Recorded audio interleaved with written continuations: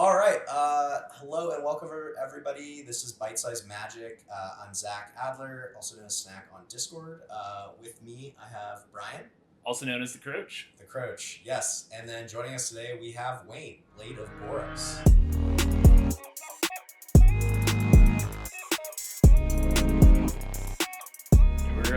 Hey guys, what's up? I was gonna say we're pivoting a little bit today because we did plan to have Jace on. For those of you who don't know him, Jace is like phenomenal CDH player. He's actually the youngest player who made it to the Invitational. So we were gonna do a fun little thing where I'm probably one of the older players who made it to the Invitational, not the old. No. And I'm gonna talk shit about Max P right now because he's crushing me in fantasy football. But Max P is by far the oldest one who made it. I'm not far behind him though. But he deserves that because he's annihilating me right now. That's funny. Yeah, with age comes wisdom, I suppose. But Jay's like a typical 16-year-old build on us. Yeah, we're like, where are you? Crickets, nothing to Discord. But, so we have Wayne, which is going to be great. Yeah, I'm sure he has his reasons. I'm sure it's totally fine. Same. You'll get him on the next time. I was gonna say you can check. Maybe he's like playing a game on a crit server right now. He like genuinely might actually be there. Yeah, wouldn't be surprised. He's on there a lot. I love that server. Yeah. So just a little bit about Bite Sized and what we're hoping to do here is expose kind of the players in California to a little bit more of a platform and also around the nation. And the way we're going to do that is just by doing these sort of videos and basically giving our points of view about the game, what we're playing, how we're playing, what tournaments we're doing. And yeah, so that's really the point of this, is just to create more viewpoints on CEDH. What also I wanted to talk about is that we have a couple sponsors right now. The first is Liquid Luck Gaming. They make proxies for Magic the Gathering, and it's a really great way to just get into the game if you don't have the cards or if you just want to test out a new deck. We're going to be giving away one deck to a subscriber this week. Nice. Just comment Liquid Luck on this video and you'll be entered into a giveaway. We'll ship it to you and send you some free cards. The other things we want to talk about is we're going to be going to Fishbowl, all three of us, in a couple of weeks here. So pretty exciting. We're all geared up. I haven't paid yet. But yeah, I haven't paid either. Hopefully we don't miss the signups. That would be bad. I don't think Hire would be very happy with us. No, I got to hang out with Hire yesterday, and I looked at our Discord conversation, and the last thing I had sent him was that I'd missed the Fishbowl 4 signups. He was like, "Oh, you can get on the waiting list," but didn't end up going that one. So anyway, we're all going to be going to that, and the other tournament that we're really excited about is the Onboard Gaming, the OBG. Yeah, so there's a tournament by Onboard Gaming. It's in Pomona, California. We'll put more details down below, but we're all planning to go to that as well. Do you know the name of that?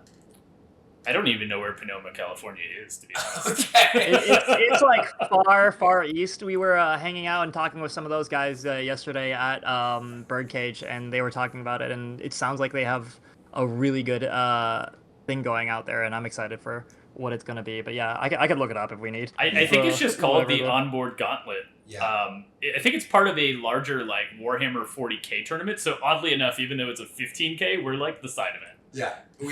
That's awesome. The potential 250 player CDH event is side of it. But it's going to be in a hangar bay, I believe. So super, cool. Really cool venue. And it's going to have really awesome pricing. I know that they're talking about getting some artists to come over there and do some work with them. So that's going to be super exciting as well. If there's artists, I'll be there. Yeah. We'll be getting our cards signed. So that's kind of what we're up to. What we really wanted to highlight is Wayne's win yesterday and Brian's top 4. So congrats to Wayne on winning on Zirda in this, I think it was 65 or 66 player tournament. So I don't know. I didn't go because driving to LA is a long drive and I'm lazy. So I played Magic for 14 hours instead at my house, which somehow played more Magic than you guys. Yeah. But congrats to Wade on that top 4. Why don't you tell us a little bit about the tournament and how it went for you?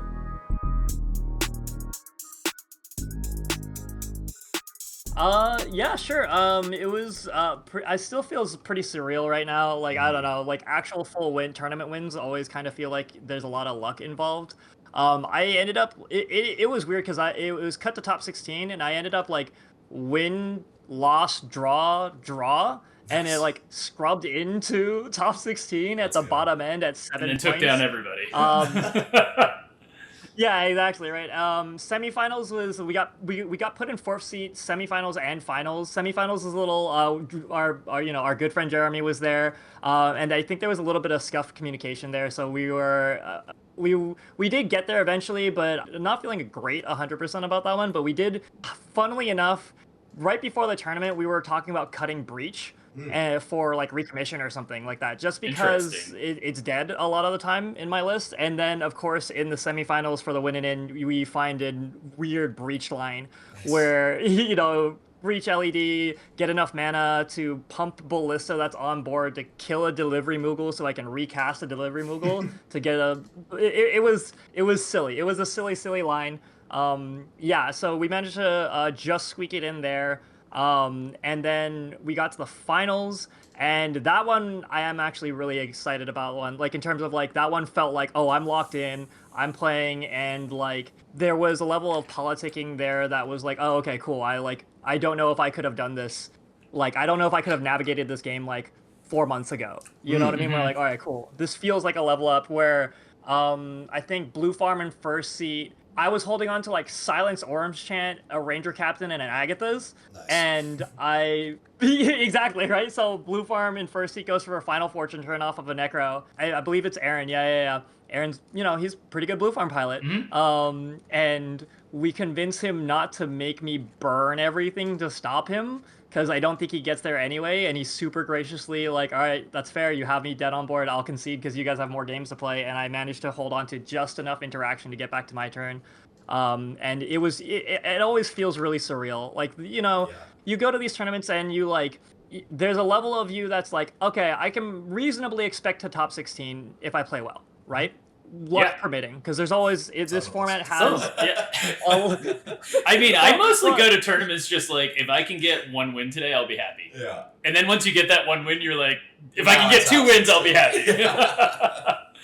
Right. Well, to me, it's like, especially the way that I don't know, maybe this is the same for other decks. It's always hard because I don't play any other decks, but like the way that I feel like with my deck, it's like I have to envision a world where I win like 40% of my games, or else there's no chance in the world. Like in reality, it ends up being like 30 to 25% normally, but like in my mind, I have to be that, especially since it's such a forward-leaning deck, I have to be like, every hand needs to be like, okay, there's a win somewhere in here, and I see a line, I'm sure that's just true about every other deck, but again, I don't play anything else. Sometimes. So, depends on your mulligans, sometimes you just have to accept. You're just like, we'll see what happens. Yeah, exactly, right?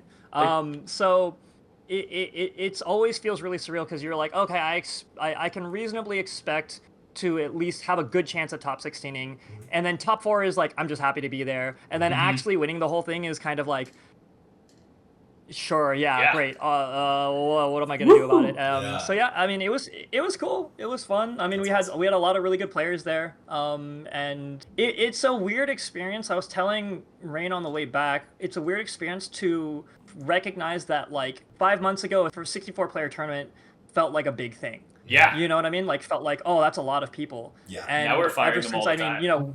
right, exactly, right?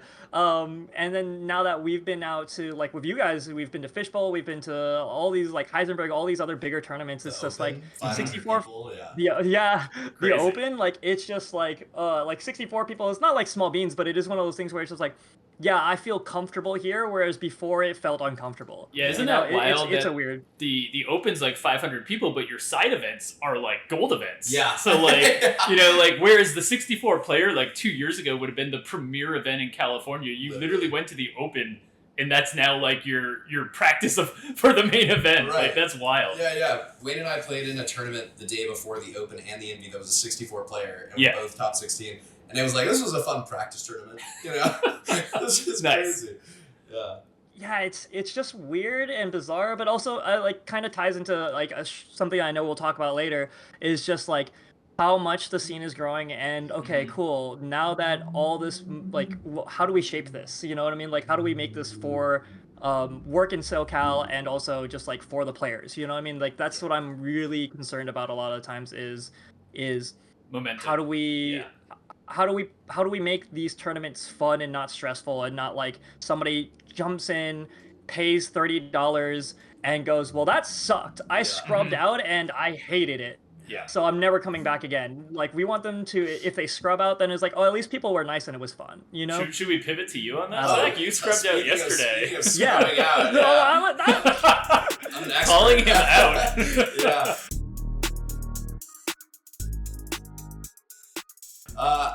Yeah. So I scrubbed out yesterday, and I'm never playing CEDH again. So that's why I have this channel. There. Yeah, exactly. Yeah, I brought something that I did not want to bring, but that I had committed to so many times and joked about that I was like, I'm just gonna do it, and if I do well, then it'll be a meme, and if I do poorly, it's a meme. So it was solo Thrasios, no partner.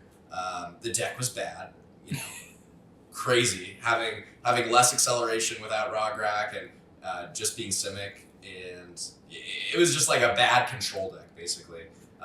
I had 2 rounds where I was really close, and that's what everyone says, is we were close, but they ended up in a draw and a loss where I killed the wrong player, which sucked. But you did kill a player with solo Thras. I did. I had a Bowmaster. Someone wheeled into my Bowmaster copy, which I was pretty hype about. But then we basically had 1 win, and it was a really fun tournament overall. I got to drive up with Alex Stockwell at Hire, and we chatted the whole time. Nice. Hire's on this big Flips Kinnan deck that has been crushing it online lately. And it's very much like the Japanese meta deck where he doesn't run any interaction. None. It's wild. Well, he is on some creature-based interaction, you know, like the endurances, invokers and stuff. But that's what solo Thras is. Kaza likes interaction. True. Kaza likes that's counter a spell. counterspell. Yeah. True. He said, "I am a disrupted troll. I become one." Did you hear that, Hire? You are on interaction. Yeah, you are on interaction. We on the car ride back talked about how we could make the deck even less interactive, and so now we I like how that's the push. Yeah. We're like, let's cut like endurance. You know, who needs endurance? Like, let's just make this deck as fast as it can go. So solo Thrasios, never getting picked up again. Big Flips Kinnan.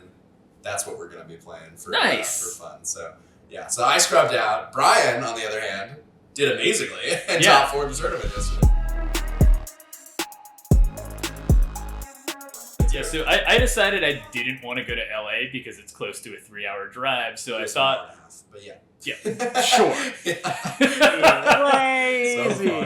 So I decided to play an online tournament that's hosted by Nilston. Props to him for hosting that, as I know it's a way a lot of people get exposure to the CDH tournament scene.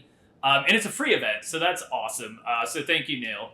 But I decided I would play that, like not fully realizing that it starts at 6:30 a.m. Pacific time, and by the time I got to finals, it was 8:30 p.m. So that was a long day. You know what was fun about this tournament though is that like in between rounds, like a number of the people that I play with in EDH in various places online, like we all kind of hung out in voice chat, shot the shit. So it was still kind of like being at a real tournament. Where you get that social aspect, and that's a lot of what drives me to CDH in general. So that was some of the more fun I had in that tournament yesterday. For top 4ing it, I can't say that like I had a blast. Yeah. It was definitely interesting. The Japanese point system, I'm not sure I'm a fan of.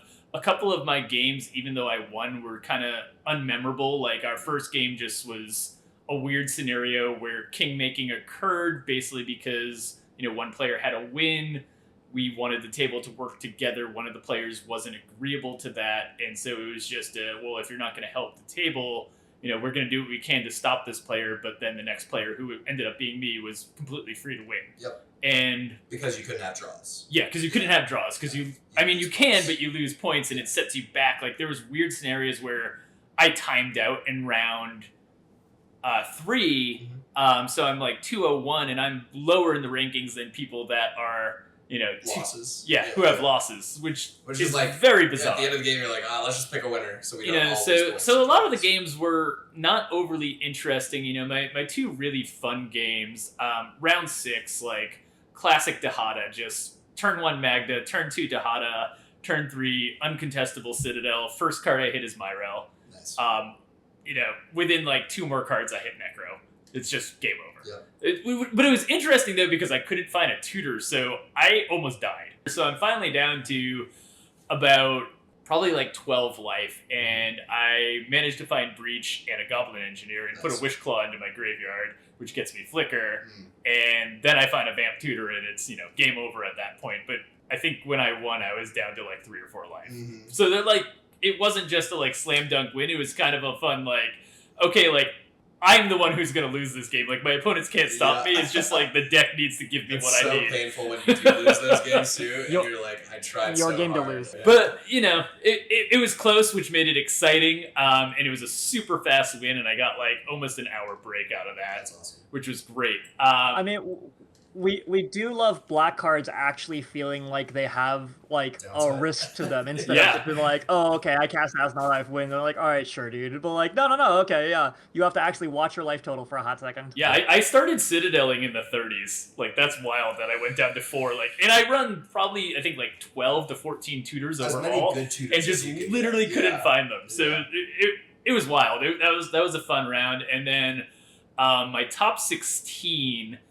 Playing against another Zirda player, Wayne, who was just pushing the entire game. Like, first he had Grim Monolith, then he had Basalt Monolith, and like, we just kept stopping him. And Ashani was in my pod, Jamaican dude, phenomenal player. He had decided to play Yuriko that day, which, has a stacks plan to it. So like, we're getting turn 2 Weathered Runestone. There's a Dampening Spear, and so every time I'm finding a piece of removal to be able to win the game myself, I end up forced having to use it on Zirda, or, do I try to get blown out here and just hand Zirda this win, or do, I play it... Just let it happen. Just let it happen. Or do I play it smart and deal with Zirda and hope that, like, nobody else can get there because the Weathered Runestone and the Dampening Spear are absolutely shutting down Thras. And at the same time, I have a Mayhem Devil, a Bowmaster, so I'm controlling, like, what he and Thras are doing, and they can't really get off themselves, and we're all just kind of focused on Zirda,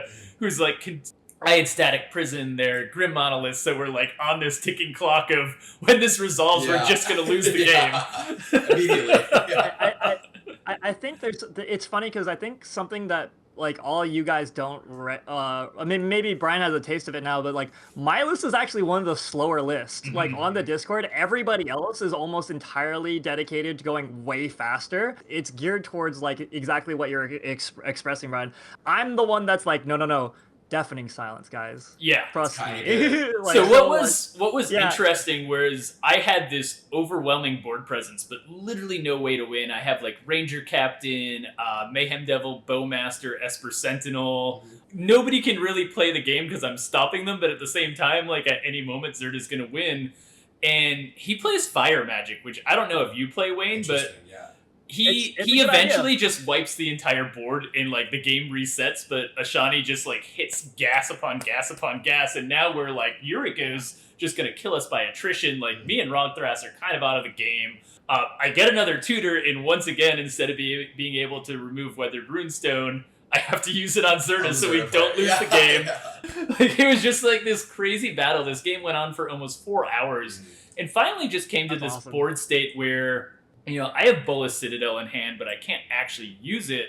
But I cast it because at this point I have about, like, I think it was like 18 or so treasures on board, and Zirda's at 7 life. And I just tell Ashani, like, hey, like, let this resolve. Then I just have a gun, whereas he tries to go off, I sack 10 of these treasures, and he just dies. Yeah. And I should probably mention that I have Dualcaster Molten Dupe in my hand for, like, the longest time. Citadel's in play. I look at my top card, and it's Grand Demolisher. And I'm like, nice. Like, I can't do this right now because I still know there's counter magic. Like, I need to last a turn cycle. So I just pass. Zirda ends up passing, knowing that if they attempt to do anything, I'm just going to kill them. They just die. Yeah, that's fair. That's a tough spot to be in. Yeah. Gun pointed to your head, Ashani builds a little bit more, keeps the mana open, draws some cards, passes to Thras, who plays a Seaborn. And if this goes around for a few turns, like, draw their cards. Overwhelming value. They're going to win the game. Yeah. So fortunately, so your window's closing. My window's closing. Fast. Fortunately, Ashani, manages to kind of deal with it, but it doesn't work. It comes back. So he goes to my turn with, his Seedboard into play. I get a Mount Doom, and I'm looking at my mana. Of your flips Dihada, yeah. And I'm looking at my mana. I have a Mox Opal already. I think if I just blow the board up here, we'll see what happens, and then I'll try to play this Abolisher. So I activate Mount Doom. Everybody's kind of like, wait, what? I've never activated this card in a tournament before. So it's 7 mana to blow up every creature. Sorcery speed you're talking only. about the board wipe. Got yes. But Rod Thras, like, is the only way I know how to get rid of Seedborn. It also blows out Ashani again, takes care of all his ninjas. Mount Doom resolves. I play Abolisher. The table kind of looks at each other and goes, you got it. We don't have interaction. Like, there's still a Weathered Runestone, all this. How do you win? And I'm just like, Molten Dupe, hold priority. I mean, Dualcaster, hold priority, Molten Dupe, good game. Yeah. Like good old fashioned spells from the hand, 2-card combo. Yeah. So that was a phenomenal, like, the best game I've played in quite a while. Like, the only like game that probably came close was my game with Sam Black at the end. And then after all of that, it's the best game of the day. It's 8:30 p.m. and then we lose on turn 2 to Turbo Adnos Sisse. Like, props to Shaka, just like sending it. Yeah, so he just slams a turn 2 Adnos off a DT, a LED, a Dark Rit, like, does that thing, slams the Nos, like, hits enough mana to cast a Stormkill and Arnis, gets up to, like, Storm 10, brain freezes the U-Farm player, then cast a Meme Bet, and it's just game over. Yeah. But coolest win I've seen on a turn 2 in a while. Yeah. From the Sisse. From a Sisse player, yeah. So that's Shaka. He's like 15 years old. That's crazy. You know, and Duncan was the other player, another young kid, also on the same exact deck. They're all friends with Jace, so like that whole crew is just like crushing it. Big Ska fans. Yeah, big Ska fans. The Ska contingency, 100%. Yeah. But overall fun tournament, and once again, thank you to Nell. Yeah, so those are the tournaments we just did recently. Actually, maybe one thing that we could touch on is when you were in these tournaments, did you have any sense of the meta? Like, Wayne, maybe we could start with you. When you're in your games, did you see anything that was overwhelming, or did it all feel relatively, like, standard?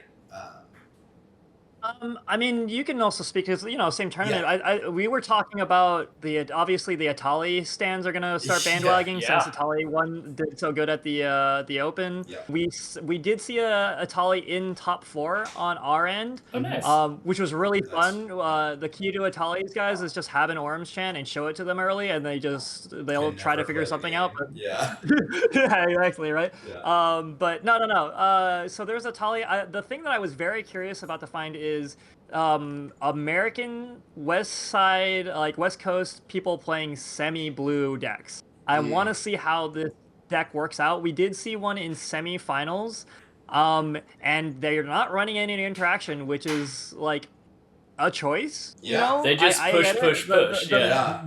Yeah.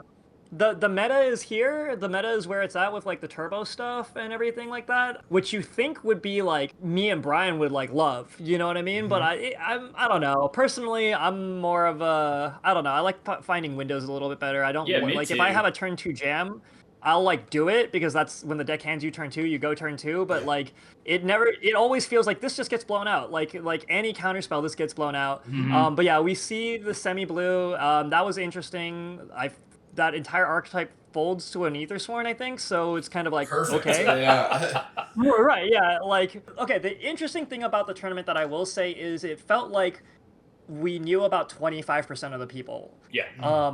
Which was really interesting, because usually we know about 50. And there was just like a lot of new faces. There's like a lot of new people that I could tell, and I was like, that's awesome. And I know specifically with the Birdcage situation, the way that they have their top deck and sign up through the website, a lot of the times, like funnily enough, a lot of the old grinders don't make it to the Birdcage because they just get so used to doing top deck. I thought you were gonna say they're too lazy to drive. Oh, that too, yeah. So shout out to it Jesse. was really cool to feel like, oh, okay, the scene is growing, I guess, right? I guess that's what that means. I don't know if you saw anything that was. I mean, I heard there was a crazy person playing solo Thras there. I don't know if they did anymore though. What a ridiculous and stupid idea. I don't know why you would just punt $60 entry fee into a bad deck. But whoever you are, don't do that. I do it every time, man. I don't know what you're talking about. That's true. What people say. It's kidding me. Yeah. So my kind of understanding and like feeling for the meta was that it was going to be super fast. all the Where have you been semi-blue. playing a lot online lately? I haven't played a ton, but like in the Crit League is where I play think most of my what's games. interesting about Crit League, not to differentiate topics for a Yeah. second, but I think like there's just a vibe to go faster there because you get to play more games, Mhm. you know, and you win faster. Like, Yeah. because for a while they've been on the Japanese system. Maybe that'll change this month, but That's you're true. kind of disincentivized to draw, so you might as well win fast. Like, I know they've gone through bouts where like 20% of that meta is on Atali, and then everybody's on like Turbo Roxai, Gyruda, and just pushing wins, which is actually really good to practice Turn again. 2 Rowans happened to Yeah. me like 3 days in a like 3 times That's in a row one day, and I was crazy. like, what's happening? The thing is, what Brian's talking about is I've been playing on Crit a good amount too, and it's one of those things where like when I'm on there, I'm trying to figure out like, okay, is the system like it's good practice no matter what, but is this good tourney practice because of everybody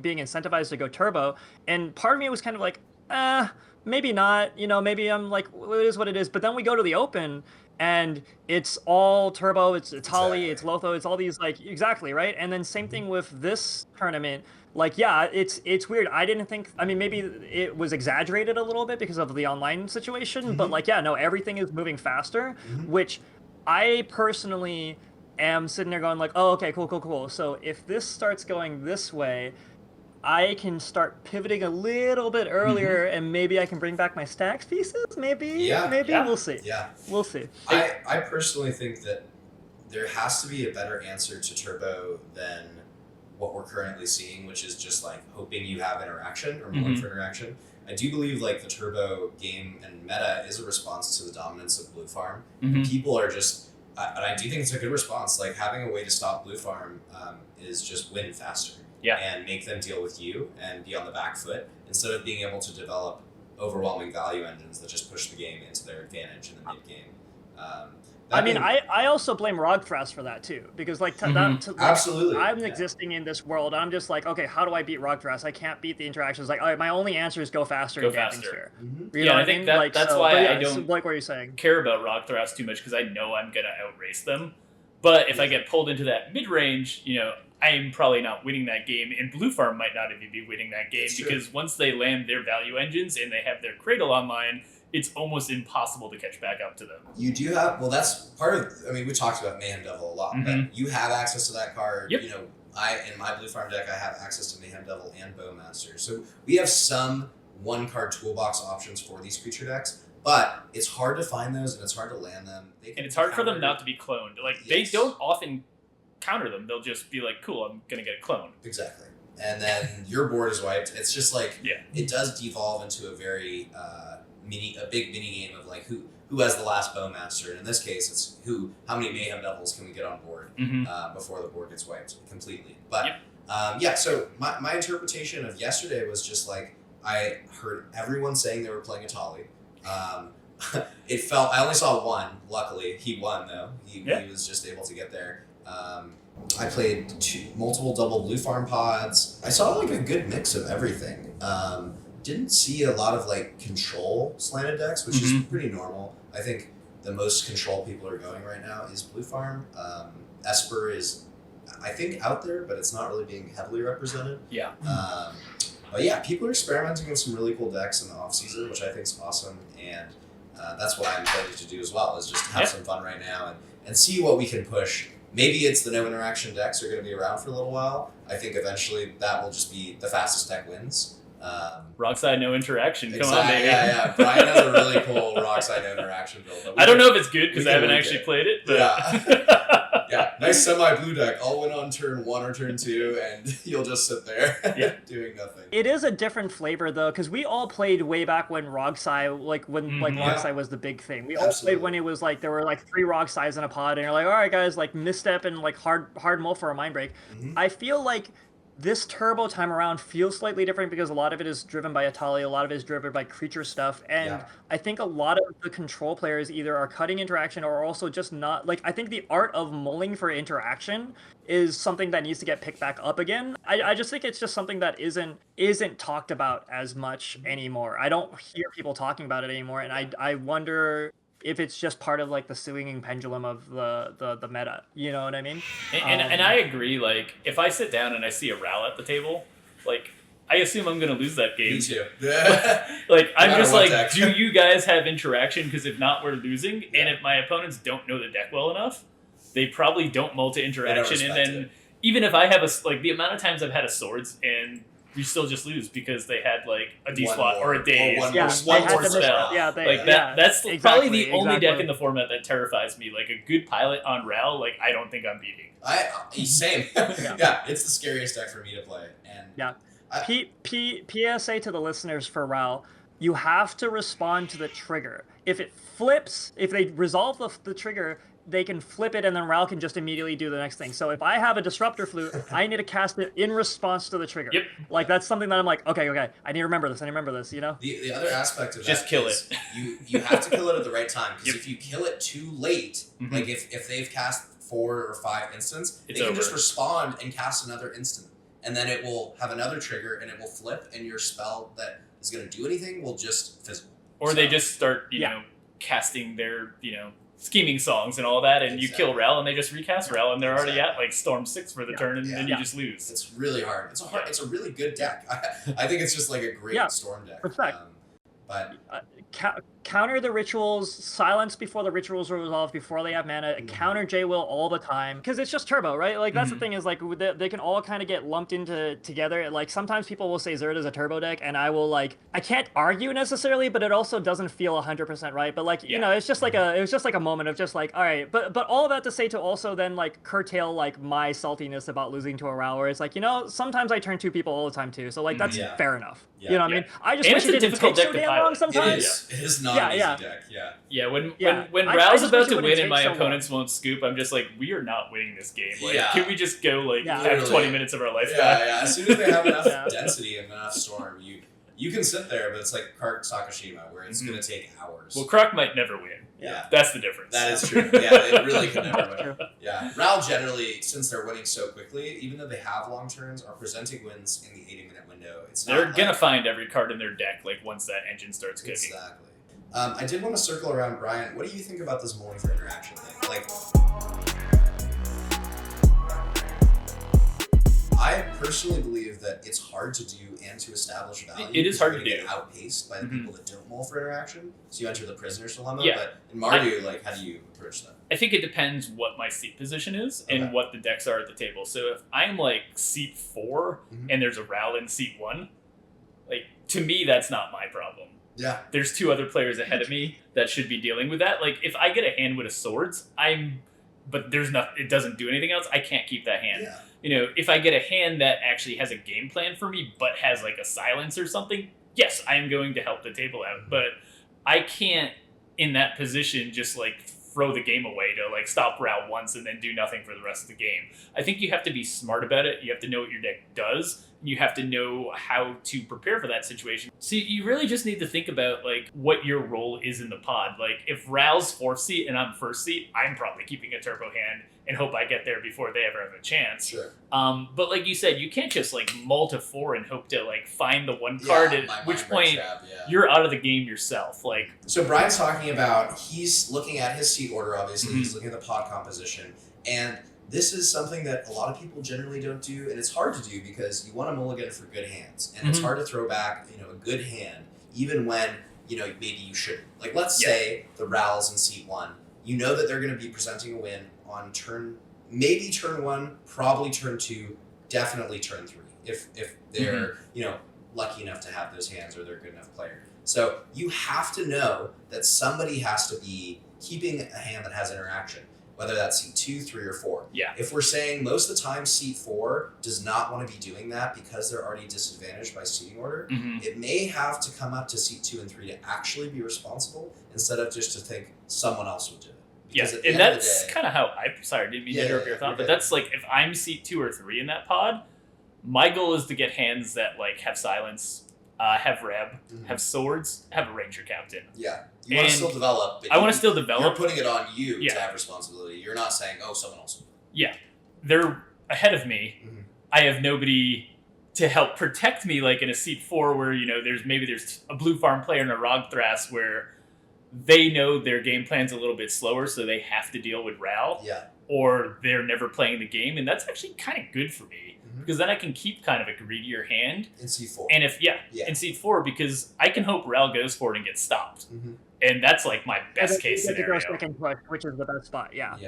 How do you? So Wayne, I know that since your deck has these turbo and stacks pivots in it, you have a higher density of options when it comes to answering threats and mulliganing for those things. So how much do you take into consideration when you're mulliganing seat order? Let's say you're in seat 2, 3, and 4, and Ral's a seat 1. Do those change how you're thinking about it when you're in those following seats? Yeah, because it's basically essentially what happens is like if the deck hands you a stacks piece that's relevant, like because that's always the hard part, right? Is like with stacks it's a bunch of silver bullets, so like I might get something that doesn't affect everybody or how it affects the board differently. But if like let's say there's a Ral in first seat and I get handed a deafening silence on a mid like second 7, it's like, okay, there's like a deafening silence, there's a draw engine, but there's no like win in my hand, which is what I usually like. I'll more likely to keep that hand, knowing that like, hey, like this stacks piece or whatever will help the game grind out a little bit more. It's not what you want, but these are the kind of maths that you want to be doing. That is also part of the equation sometimes. If I'm on seat 4 on a mold of 5 and I see an Angel's Grace in my hand, and I just need to draw this game for a win-in, it's like, yeah, okay, like we'll work with that. That's fine, you know what I mean? And I think they're good enough to go. And I mean, sometimes that works. Right, exactly, like, or something. You're in fourth seat with a silence, and you're just like, I'm not winning this game, but if it comes to me, can I use this to force a draw? And I'm never using it until that begins the situation. Exactly. Yeah. And I mean, I find my decks a lot like Wayne's, where like it's so funny where people are like, "Oh, you're the Mardu player," and I'm like, "Sure." My last round, I'm the one who stopped 3 people in a row, and then I won. But like, what you need to be able to do is have balance, where this hand stops this if you're in that scenario, but also gives me a window at some point. I think that's the thing too. Is like, all right, let's say you're on a Multa 6. And in your hand, you bought him per, like a Grand Abolisher, or you bought him interaction. So you bought him the Grand Abolisher, because the Grand Abolisher is not winning like the game. Icing on the cake if you find a win, like, on a window, but like the interaction gives you say in the rest of the game. You know what I mean? But one of the hands I kept at the Envy was literally like Silence, Revel and Silence, Swords, Esper Sentinel, and Mana, and the pods like Dog Thras, Rog Thras, Blue Farm, and Blue Farm mulled to 4. But through that, I drew probably like 12 plus cards because nobody was really paying for it. And at the same time, like, I find Mayhem Devil, I find Bowmaster, I find Dualcaster Mage, I find Gamble, and I'm just still not pushing because I'm like, one of them's going to push first, and I know they have interaction, and I am just going to hold up these cards that are potentially going to win me the game. And, Orum's Chant stops Dog Thras. Revel and Silence ends up stopping Rog Thras in combination with a Pyroblast I had drawn. And through these interactions, I hit a Molten Dupe and a Final Fortune, and that just sealed the deal. So I cast Mayhem Devil, he forces it, and that's when I Final Fortune, because I'm going to get a Dihada down tick, have a plentiful of mana, so I Final Fortune, Dualcaster, Molten, win the game. And it's just like, that's not a hand most people think a turbo player would keep, but it's what won me the game, because it made sense. Even though just push first into something that you knew was going to be blown out. And I was first seat. Like, interesting. I could have easily have mulled to like, let me just get like a turn 1 or 2 win, but I sat there thinking like, I know Dylan, like he's probably going to have a counterspell, and I feel like Sam Black is too smart of a player to sit in this pod and not have a piece of interaction for the turbo player in first seat. I'm going to chill. And that's what worked out. I think having some idea of seat order and being aware of like responsibility, and also just knowing that you don't always have to be greedy. Like, there's times to be greedy for sure. Like, that's a pod where I want somebody else to push first. And inevitably, it was Dylan.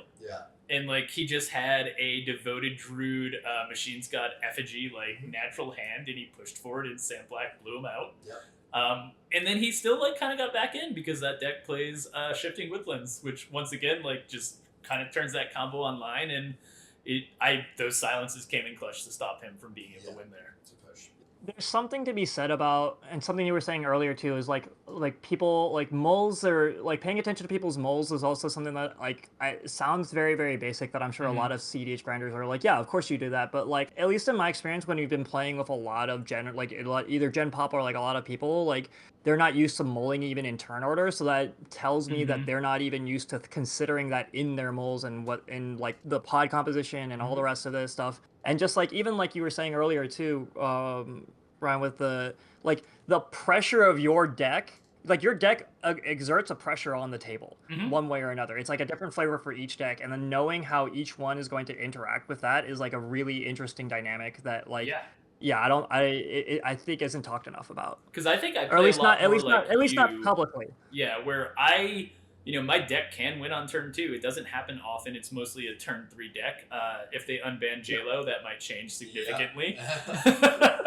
um, But then the whole format goes speeds up, and Yeah. it's the same dynamics, just a different number. You know what I mean? But my deck easily pivots out of like, I'm just gonna smash a turn 3 win, which I do often, especially if it's like a Magda Citadel line, because those are much harder to interact with. But doing a turn 3 breach is very risky unprotected. Like, that's probably getting countered, so I have to pick my windows very, very particularly. Like, this is where I want to push. Like, I think that as you play a lot more, you're able to read what players might have in their hand and who might have interaction, especially judging by like the prior interactions at the table, what prior players have cast. What's been like, allowed to be what's been allowed. Yeah. Like, you're able to get a better read on those dynamics, and like, I, like you, Wayne, like really enjoy choosing my windows, whereas like, and I think that's what makes you a good player. Like, the prior turbo meta was just jam as fast as possible. If first wrong side doesn't have it, second wrong side gets the win. Like, that's just kind of how it was played. Like, oh, first wrong side jammed like a dock side and got stopped, and the next one's just like phantasmal images and off to the races.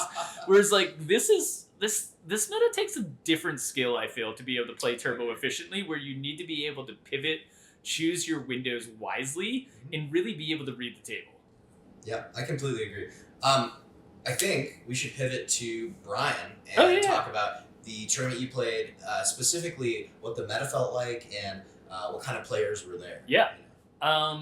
Very different meta. Like, for example, my round 1 pod was myself, Kirik, Julian from NorCal on Atali, and Yidris, Maelstrom Wanderer. Interesting. Who smashed a turn 1 Necro on us.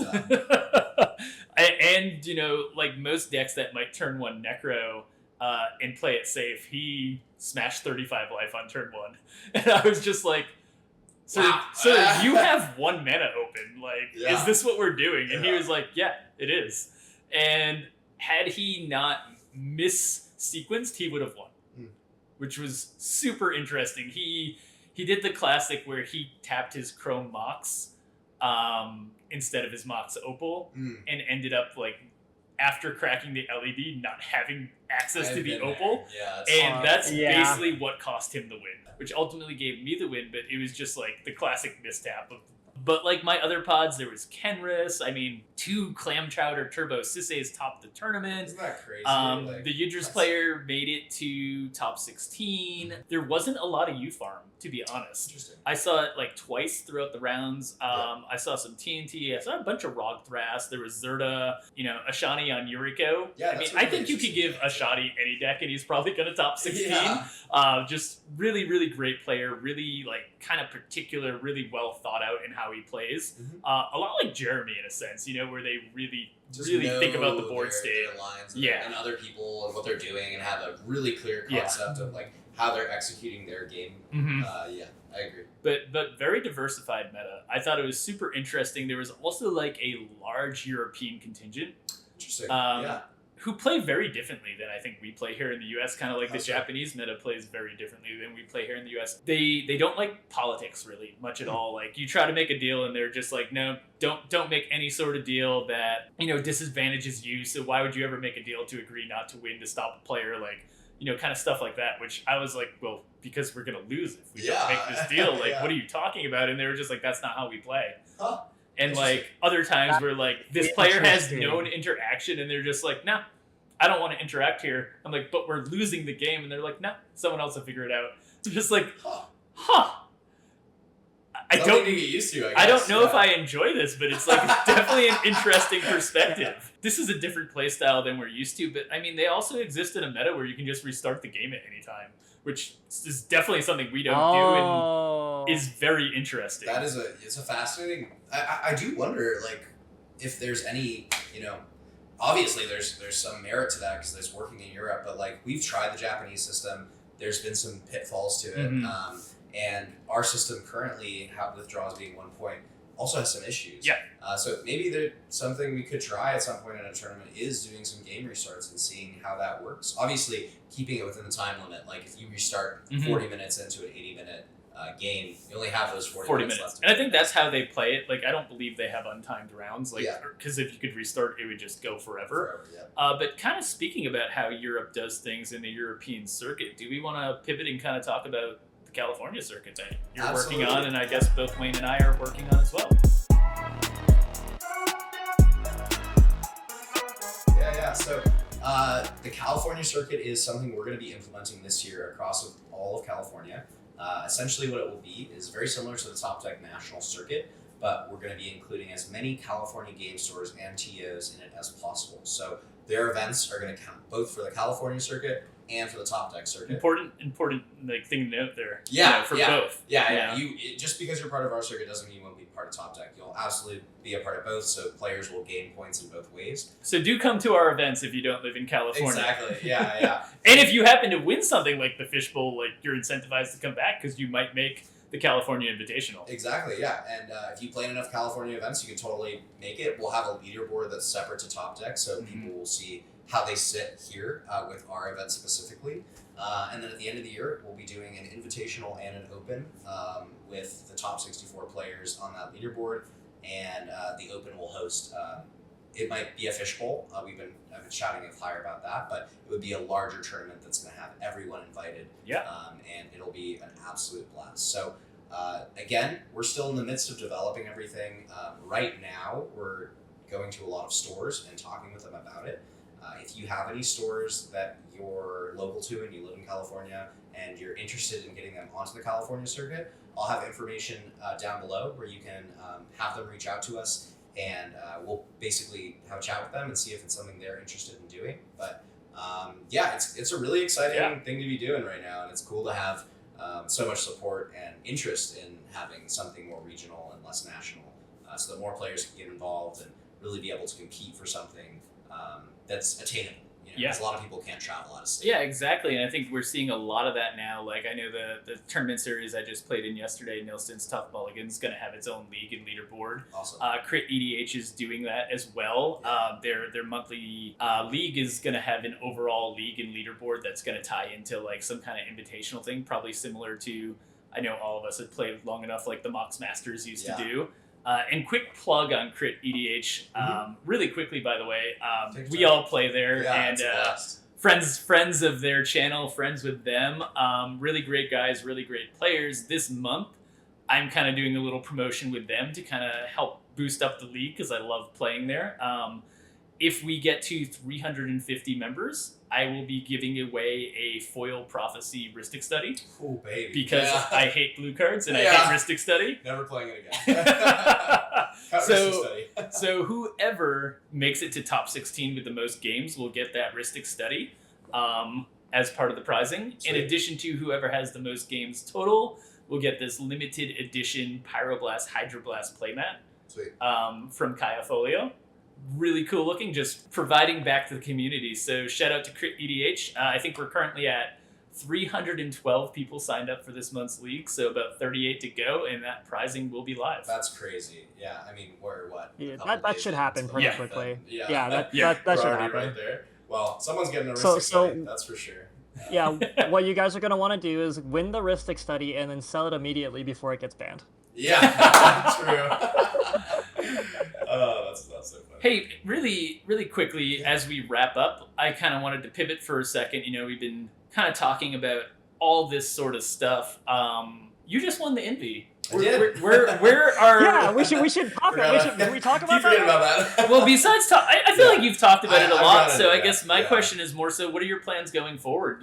What are you looking forward to? What kind of cards coming out? Mhm. What decks are you going to play? What are your goals this year? Good question, Brian. Yeah. So yeah, winning the Envy was huge. Having the opportunity to like play with at the biggest tournament of, I would say, my CDH career, and be able to walk away with a win, like Wayne said, is totally surreal and awesome. Yeah. I've covered all that. I have a video about it. My goal was solely to make it to the Envy, and I didn't care beyond that. Like, Yeah. I'm glad you won it. Though. Yeah. I'm glad that it's bringing it home to California is really cool. Yeah. And having, I don't know if we've done a breakdown of like where everyone was from in the Envy and the placements, but I do believe that California really did. We quite had well. like 8 people from SoCal alone that made it to the Envy, and if we count all of California, I think it's 12 to 13. Don't quote me on those numbers, but I think we had the largest contingent of any one state. Yep. So it's exciting. California back on the map, kind of out of nowhere.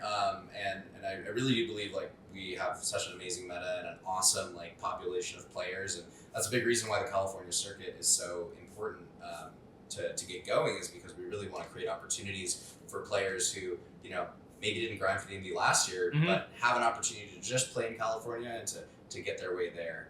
So a big goal for me this year is really to get that California circuit off the ground. I'm definitely here to do this channel and to provide content for people so that they can just have another perspective on CDH. I don't think mine is by far the best at all, but just having people like Brian and Wayne on to get to talk about the game. And then the other thing is just play a bunch of fun decks. Like I'm probably going to be keeping Blue Farm as my tournament deck. Boo. I know, boo, yeah. No one liked that. But it's. I still think it's the best deck right now. But you literally said it was boring to play like a week ago. Well, that's because I was grinding it so much. I was playing it because before the Envy, I had played that deck for months, and you know me, like I play so many different. You decks. have deck ADHD. ADHD and deck ADHD. Yeah, and the combo is horrible. So I'm just getting out of the Blue Farm for a little bit, playing some other stuff.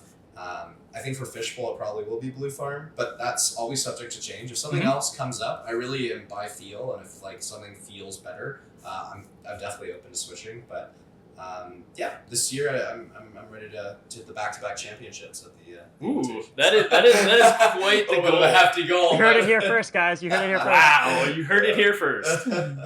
But yeah, so that's what I'm hoping to do. Wayne, tell us about where you're headed this year and what your goals are. It all just ties into what we were just talking about.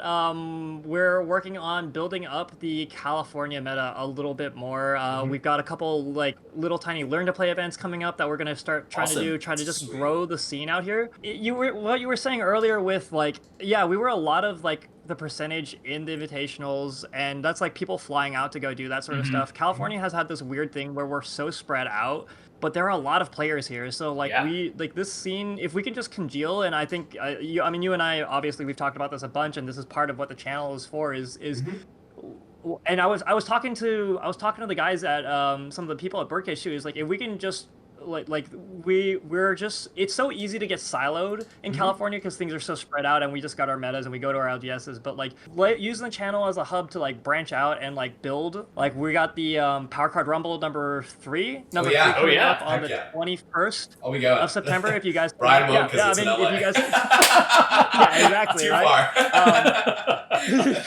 I'll try. I'll consider. Yeah, I mean, he did pretty good at the last one. So, I know. I don't know. Anyways, it was the first. It was the first one. It was the first one. Yeah, I did win the first one. Yeah, exactly. Right. So, just more instances like that. I never wanted to be a TO, but it's one of those things where it's like I want to play, but it's one of those things where if we don't have a playground to play in, then there's nothing to play. Yep. You know what I mean? So we're trying to basically do that on top of Power Card Rumble. We're just getting some more events up and running. More on that to come. And just like content creators too, like Cardboard Cookbook, all these guys in the California area, Amped, from That's a Good Card. We're all, and obviously here there is just a question of instead of feeling like we have to divide and conquer. Like rising tide raise all boats. Let's Agreed. you know what I mean? Like that's where we're at right now, and whatever that looks like is what we're trying to do. Is like more games, more people, better players. You know, like not in the sense that we have bad players, but like the player quality goes up when we start working together a little bit more. You know, and those are the cool games. Yeah. It's really like we're all coming together and having this year for me it was just like I got to hang out with so many different people in different groups, and it really felt like we were all just coming together in a really awesome way and supporting each other, playing a lot of games, and like I've had so much fun playing this year that after winning I was like, well, that's cool, like it's great, but it's more of like a, you know, things are going right, you know, it's like a marker that everything is going in the right direction. That's what it feels like. But, and I think like the reason we play is like, at least for me, like one, I do like winning, but also the people like, you know, it's a good like social outlet that's, you know, uses your brain, and you know, you get to build some interesting relationships that you probably wouldn't have if not for the game.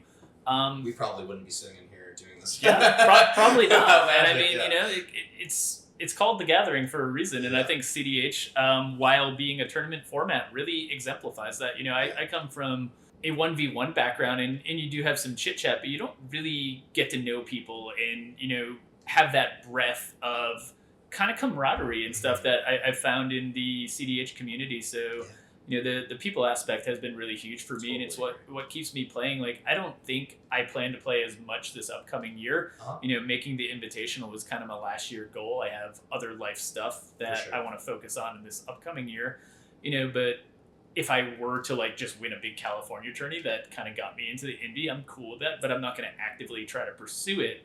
What my goals may be, though, is, you know, Jacob decided to point out to me that I've never really top 40 large tourney. Yeah, did point that out.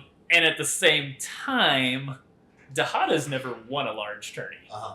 So I think my goal, and Wayne, this goes back to your prior point that like 60 is no longer considered a large tourney, because I did win a 60-person tourney on Dihada, and won a couple 40 to 50 as well. I top forward in 84 now, but that's, I guess, below the platinum limit still. You get the online asterisk. So the online asterisk. So my goal is to, you know, top 4 Dihada on a major tournament. Nice. You know, we've made it to top 16 at Fishbowl, which was one of the largest tournaments ever. We did pretty decent in Nashville, but just, you know, kind of missed the bubble by a little bit. But had a great experience, had really good games overall.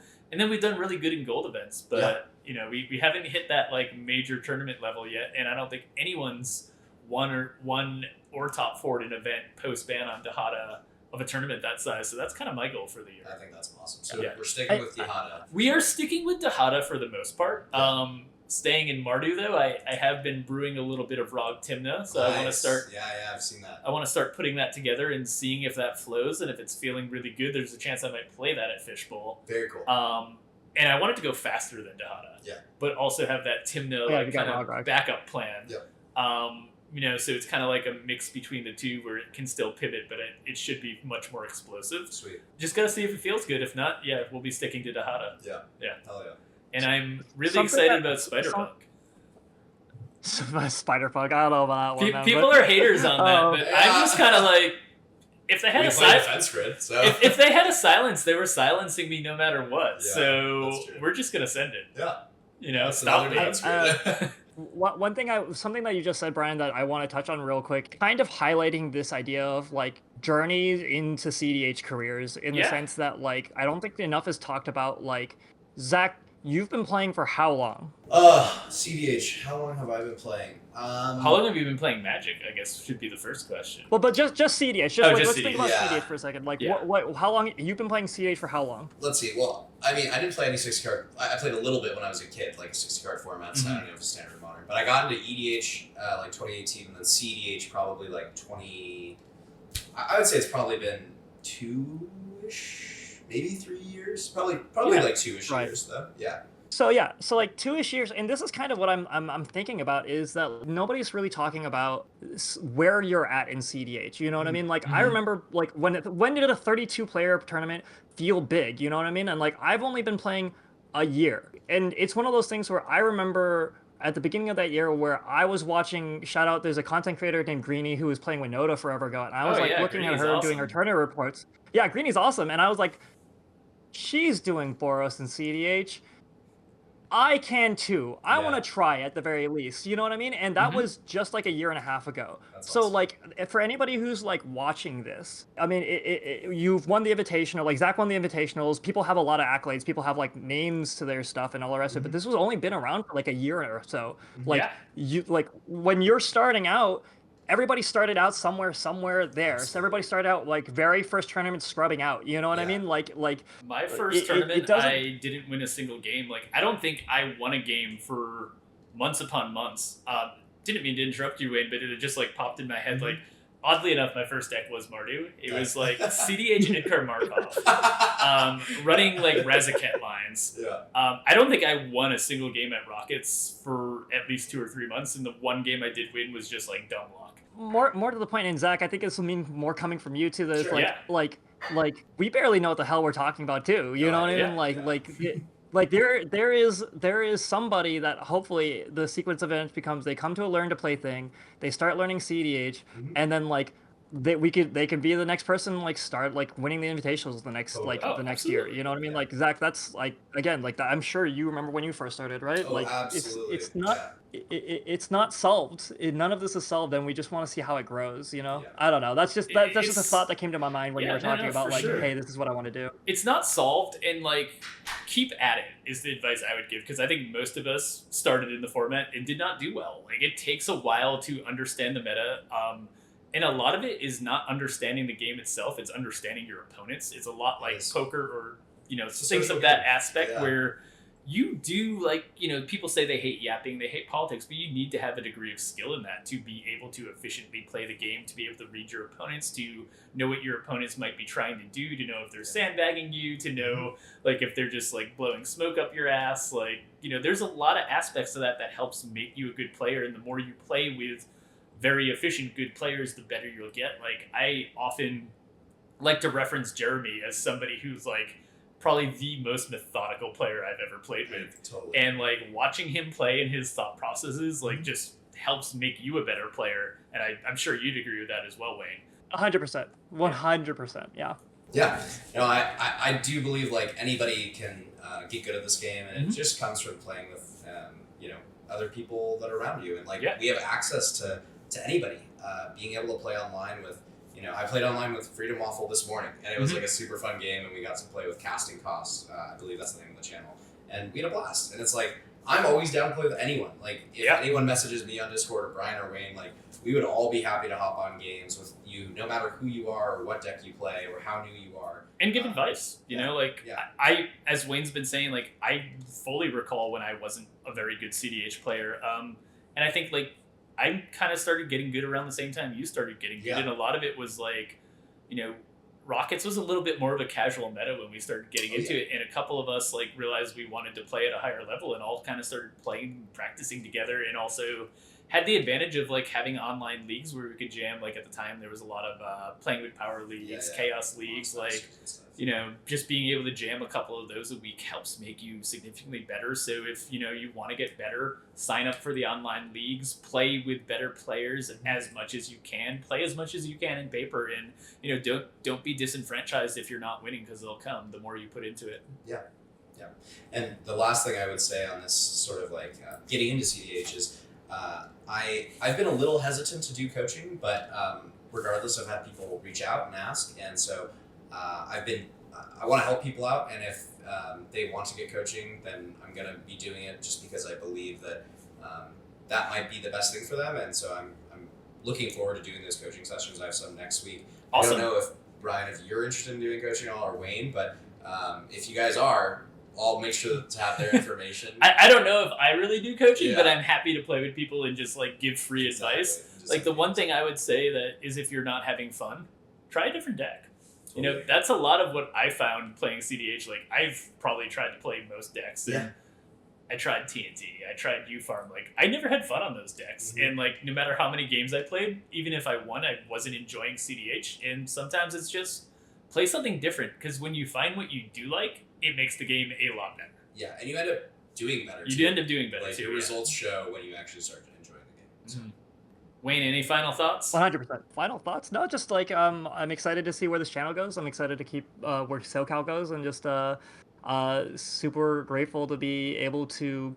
We'll still be going to tournaments. We're still going to be playing, but like it's one of those things where, especially if you're grinding, you get in this mindset of like, okay, like what matters is winning. What matters is winning, and like, just being able to find another outlet for all of that, like just the love that we have for the community, and just make a space for that. Like I'm excited for this to be that.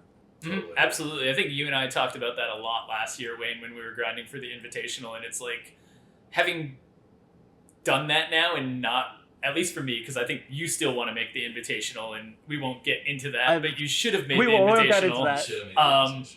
But at least for me, like with that not being a goal this year, I feel much more relaxed playing, and like because that weight of having to win isn't hanging over my shoulders anymore, and that kind of can sometimes take the fun away from it. So if you ever find yourself in that situation, just kind of remember, end of the day, we're all here to play a game and have fun. Yeah, just hanging out with my cat. So that's going to be a wrap on the video today. Thanks again for joining us and watching and listening to us talk about Magic. Again, if you want a free deck, just comment Liquid Luck somewhere down below in the video. I know I will be. Yeah, Ryan's going to definitely be in there, so if no one else comments, he's getting the deck. Please like, comment, and subscribe. Share with anyone who you think might find this helpful. Feel free to leave comments if you didn't like it too. We're always here to listen and to make changes to the channel so that it's best for you guys as a viewer. Until next time, this is Bite Size Magic. Signing off. See you guys.